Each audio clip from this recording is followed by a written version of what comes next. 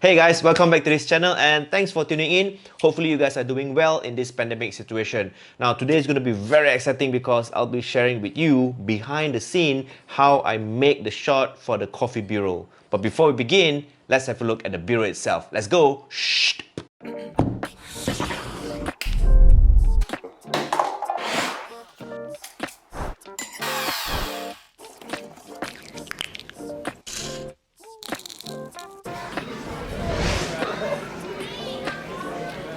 Now, if you guys are here for the bureau itself, that would be it, 15 seconds. But if you're here to have a look at behind the scene, how I've actually managed to get the shot up, then stay tuned and let's hop in together. Now, in total, there's 10 clips to mesh together to get this 15 seconds video. And out of these 10 clips, I also use about 12 sound design, which is all the tossing, the swoosh, the cracking. These are the 12 sound design that I include together, and also one background track, which is the music that you hear in that 15 seconds. So overall, that's the entire work that I put on to get this 15 seconds B-roll coffee, and I hope you guys enjoy watching it. So the first shot was a shot where I push this coffee bottle to the side and edge of the table, and hopefully it falls to create that movement, that falling movement. So I have to include the GoPro, and I did a little bit of modification. I actually hot glue this GoPro on the bottom together with a popsicle stick, and we also hot glue this bottle on to make it looks like the bottle moved together with the camera. Now to get the drop, it's not that easy because every push is a different force. So sometimes I over pushed it, sometimes I under pushed it. So if I under pushed it, the bottle just stopped before it drops. If I were to over push it, the bottle just fly off and it doesn't look cool. So at the end of the day, after a lot of shots, I finally get one perfect shot. Let's move on to the second shot. So the second shot is where I snatch the bottle with my left hand and then I twist to the center of the table, and I did this twisting on the cap itself. Now opening the cap is very simple, very straightforward, 2 fingers, but the snatch to get the sound, this sound is not easy because one of my hand is holding the camera and on the other hand I was holding this bottle, and the focus is on manual, so I need to really follow the movement of this bottle. So the trick is very simple.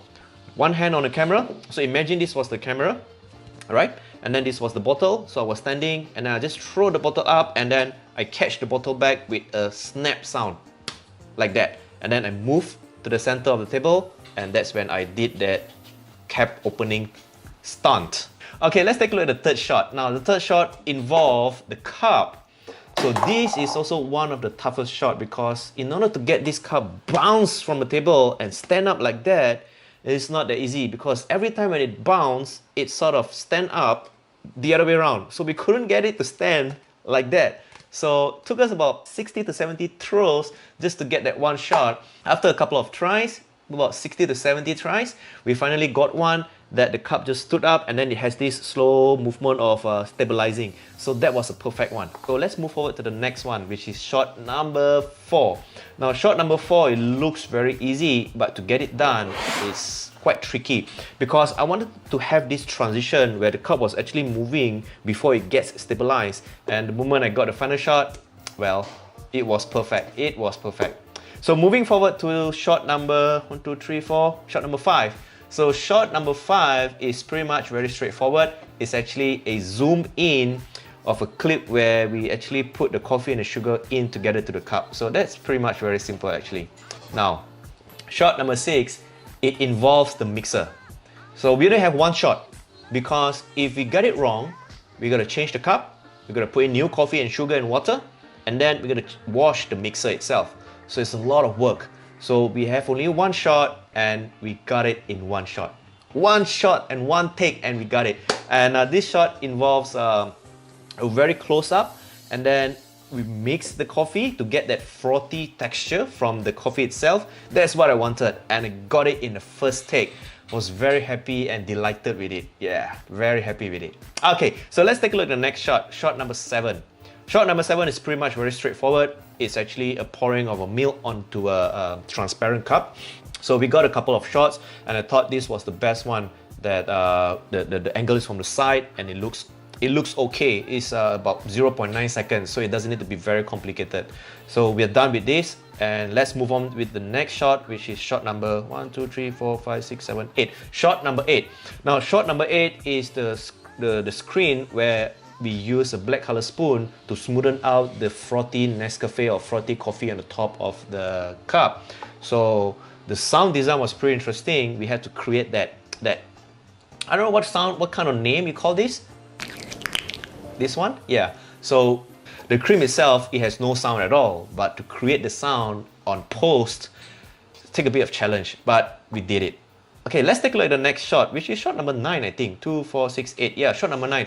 Shot number 9 is a little bit crazy because I wanted to have this salt-based style of sprinkling the coffee on top of the cup. I thought it was a pretty good shot, actually, the salt-based technique. So that was pretty much very straightforward. And of course, the last one, shot number 10. Now, shot number 10, one hand was holding the Sony camera on a manual focus. It was focusing on the dalgona coffee.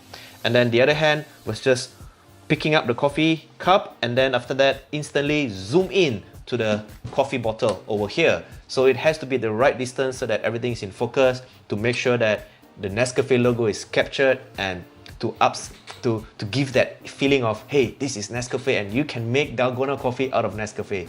So we got the shot, and I think it was a perfect shot. So guys, that's the sharing of behind the scene on that coffee B-roll. Hopefully you guys enjoyed it, and it gives you a little bit of inspiration to create more content in the future.